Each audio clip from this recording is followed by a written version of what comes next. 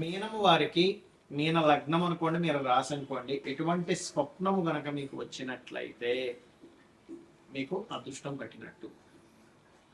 అయితే ఈ యొక్క విషయాలు చెప్తుంది నేనైనప్పటికీ చెప్పిస్తుంది సాక్షాత్ లలిత అమ్మవారిగా భావిస్తూ ఆ లలితాంబిక అమ్మవారి యొక్క అనుగ్రహం మీకు పరిపూర్ణంగా కలగాలని మనస్ఫూర్తిగా కోరుకుంటూ,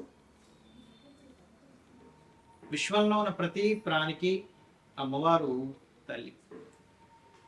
ఎవరికి వారు తల్లున్నా జగజ్జనని అంటాం, అందుకే అమ్మవారు జగన్మాత అంటుంటాం. ఆ యొక్క అమ్మవారు మనకి ఏదైనా ఒక ఇబ్బంది కలిగే ముందు స్వప్న రూపంలో, స్వప్నంలో వచ్చి ఒక ఇండికేషన్ ఇస్తూ ఉంటుంది.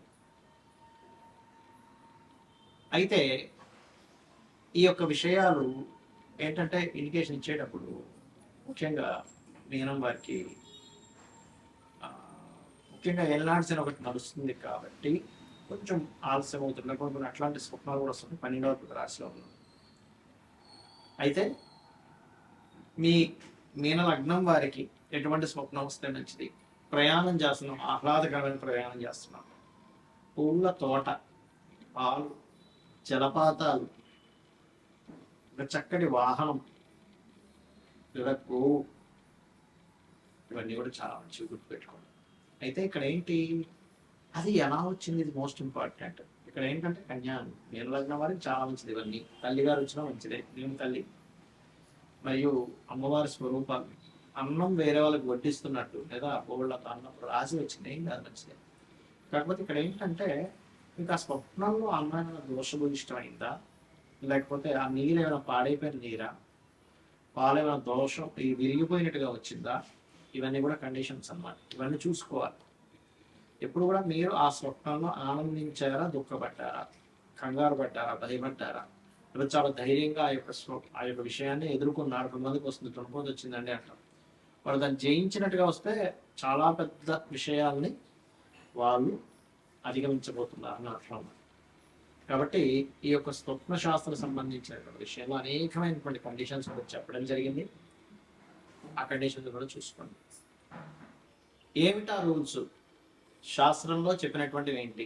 మనం చూడండి, ఎవరైనా ఒక సైంటిస్టులని చక్కగా చదువుకున్న వాళ్ళని అడిగితే ఏం చెప్తారంటే, మీరు చూసినటువంటి పొద్దున ఏదైతే చూస్తారో, ఏదైతే మీరు మాట్లాడతారో అదే మన మైండ్ తీసుకొని స్వప్న రూపంలో అందిస్తుంది అంటారు. ఈ యొక్క విషయాన్ని మన మన యొక్క ఋషులు కానివ్వండి, స్వప్న శాస్త్రాలు రాసినటువంటి వారు కానివ్వండి, ఏం చెప్పారంటే ఈ యొక్క విషయాన్ని వాళ్ళు చెప్పారు చాలా స్పష్టంగా. మీరు ఏదైనా చూసినా, మాట్లాడినా, లేకపోతే దాని గురించి అనుభవించినా, దాని నుంచి అనుమానపడ్డా, ఆ యొక్క పరిసరాల్లోనే పొద్దునంతా తిరిగారు. ఉదాహరణ గోశాలను తిరిగారు, గోవు వచ్చింది, అప్పుడు మీరు తీసుకోవడం లేదు. లేదా ఏ జూ పార్క్ వెళ్ళి సర్పాలను చూశారు, సర్పం వచ్చింది, సంబంధం లేదు.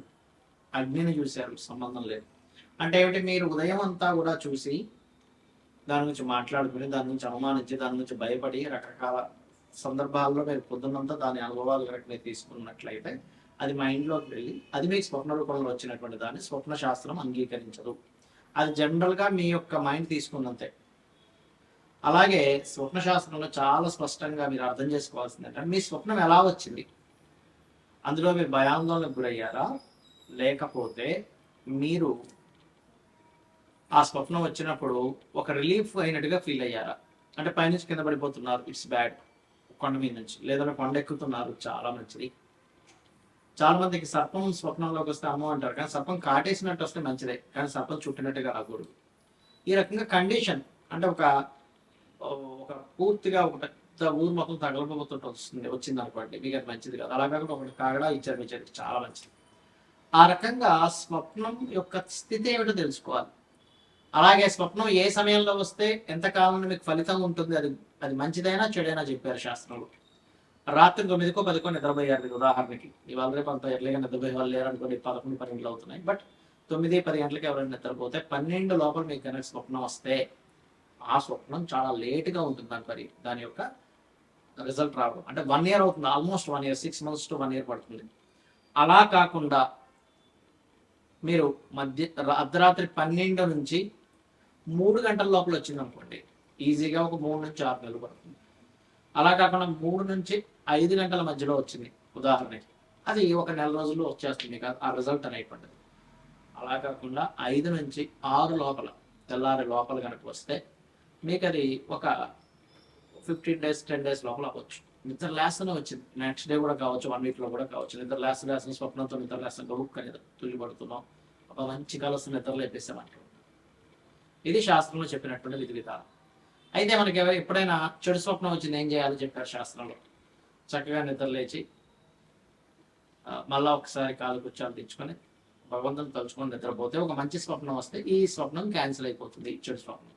అలా కాదండి, నాకు 4-5 గంటలప్పుడు ఒక మంచి స్వప్నం వచ్చింది, నిద్ర మెలకు వచ్చింది, అబ్బాయి ఎంత మంచి స్వప్నం అవుతున్నాను కూడా నిద్రపోవద్దని చెప్పి చక్కగా మెలుకోనండి మీరు స్నానపానాది కార్యక్రమాలు ముగించుకొని దేవతారాధన చేసుకోవాలి. అయితే చాలా మంది చేసే తప్పిదం ఏమిటి ఇక్కడ, స్వప్నం రాగానే ఇంట్లో వాళ్ళు చెప్పేస్తారు, అలా చెప్పకూడదని చెప్పింది శాస్త్రం. ఉదయం నిద్ర లేచి చక్కగా మీరు మీ యొక్క పూజా విధానాలు మీ పనులన్నీ చేసుకొని ఆలయానికి వెళ్ళి వచ్చి స్వామివారి దర్శనం చేసుకుని, అమ్మవారు కావచ్చు స్వామివారిని కావచ్చు, దర్శనాది కార్యక్రమాలు అయిపోయిన తర్వాత ఇంటికి వచ్చి మధ్యాహ్నం భోజనం తర్వాత చెప్పాలి. చెడు స్వప్నం వచ్చింది, చక్కగా మీరు గజేంద్ర మోక్షం కనుక విన్నట్లయితే ఆ యొక్క చెడు స్వప్నం యొక్క తొలగిపోతుంది. అయితే ఇక్కడ ఒక్కొక్కసారి స్వప్నాలు రావడానికి 12వ స్థానంలో ఏదైనా పాపగ్రహం ఉంది, మీది ఏ లగ్నమైనా పర్లేదు, అప్పుడు కూడా వస్తాయి. లేదా పంచమంలో పాపగ్రహాలు ఉన్నాయి, వస్తుంటాయి. అందులో పర్టికులర్గా శని కుజులు కానీ బుధ కుజులు ఇలాంటివి వచ్చినప్పుడు గొడవలైనట్టుగా వస్తాయి. రాహుకేతువులు ఉన్నప్పుడు లేదా సర్పదోషం ఏర్పడినప్పుడు పంచమానికి కానీ 12కి కానీ ఆ మహాదశలు అంతర్దశలు నడిచేటప్పుడు కూడా సర్పాలు వస్తాయి. ఒక్కొక్కసారి మనకు నడుస్తున్న మహాదశల వల్ల కూడా ముందుగా ఇండికేషన్ జరుగుతూ ఉంటుంది. అలాంటి చక్కగా మీరు గజేంద్ర మోక్షం వినడం, లేకపోతే త్రిజట స్వప్న వృత్తాంతం లేదా రామాయణ మహాభారతాలు లాంటివి వినడం, రావి చెట్టు చుట్టూ ప్రదక్షిణం చేసుకోవడం, ముఖ్యంగా రాత్రి సమయంలో నిద్రపోయేటప్పుడు నమశివాయ అనేటువంటి నామాన్ని స్మరించుకుంటూ నిద్రపోతే చాలా మంచిదని చెప్తుంది శాస్త్రం. మరియు రాత్రి నుంచి పగలు నిద్ర లేచే వరకు కూడా మీరు నిద్రలో అలా అనుకుని నిద్రపోయారు, కానీ ఉదయం నిద్ర లేచే వరకు నమశివాయ మంత్రం చేసిన ఫలితం వస్తుంది అని చెప్పి శాస్త్రం చెప్తుంది.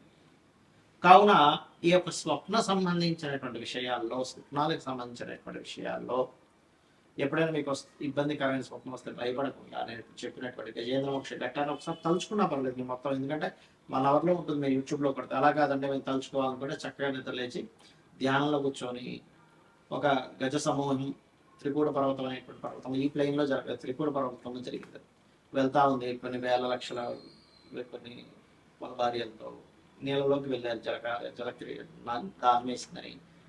నీళ్లు త్రాగడం మాత్రమే కాకుండా అక్కడికి వెళ్ళి కాసేపు జలకాలాడి అక్కడ కొంచెం గందరగోళాన్ని సృష్టించారు. లోపల ఉన్నటువంటి ముసలి కదిలి వచ్చి ఆ గజరాజు యొక్క కాలిని పట్టుకుంది. కొంచెం సేపు వాళ్ళిద్దరి మధ్య పోరాటం జరిగింది. దాని తర్వాత ఇంక నేను అలసిపోయి శ్రీమన్నారాయణని ఎవరైతే మూలమో వాళ్ళని ప్రార్థించడం జరిగింది. అప్పుడు ఆ విష్ణువు కదిలి వచ్చాడు వైకుంఠం నుంచి, వచ్చి చక్రాన్ని వదిలి ఆ యొక్క ముసలి శిరస్సుని ఖండించాడు. ఆ యొక్క ఏనుగుకి మోక్షాన్ని ప్రసాదించాడు అనేటువంటిది గజేంద్ర మోక్షంలో ఉంటుందని షార్ట్ ఫామ్ లో చెప్పానండి. దీన్ని అలాగా స్మరించుకోవచ్చు. ఎవరికైనా ఎక్కువ కష్టాలు ఉన్నటువంటి వారు కూడా ఉదయం నిద్ర లేచి వెంటనే అలా స్మరించుకుంటే కూడా వాళ్ళ యొక్క కష్టాలు తొలగిపోతాయి. శ్రీమాత్రే నమః.